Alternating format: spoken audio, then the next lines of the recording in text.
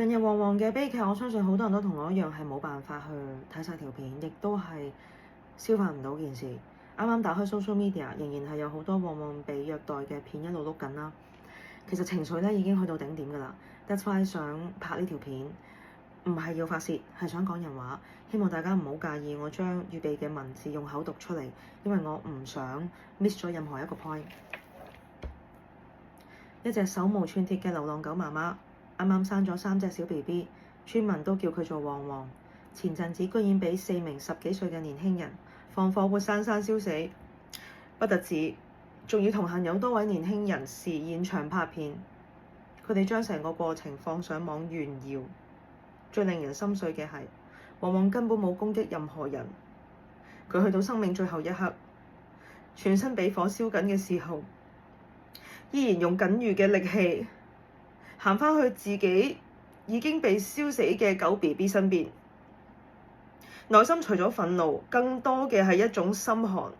到底係乜嘢嘅人心先可以對毫無反抗力嘅小生命做出啲咁殘忍嘅事？唔好再講佢哋仲係小朋友作為藉口。如果10幾歲就已經冇咗對生命最基本嘅憐憫同埋尊重，佢哋嘅成長到底係發生咗咩事？今日放縱，將來我好難想像佢哋會對社會做出啲咩更大嘅傷害。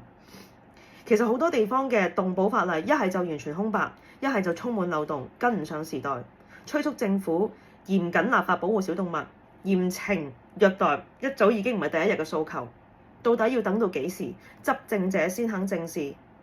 面對咁大嘅無力感，我哋更加要一齊去創造一個啱嘅文化，由實質生活做起，唔參與動物娛樂，支持領養，斷絕繁殖場，支持一啲真係幫緊動物嘅動物團體。有供必有求，冇求就唔會有供。用自己嘅身教去影響下一代。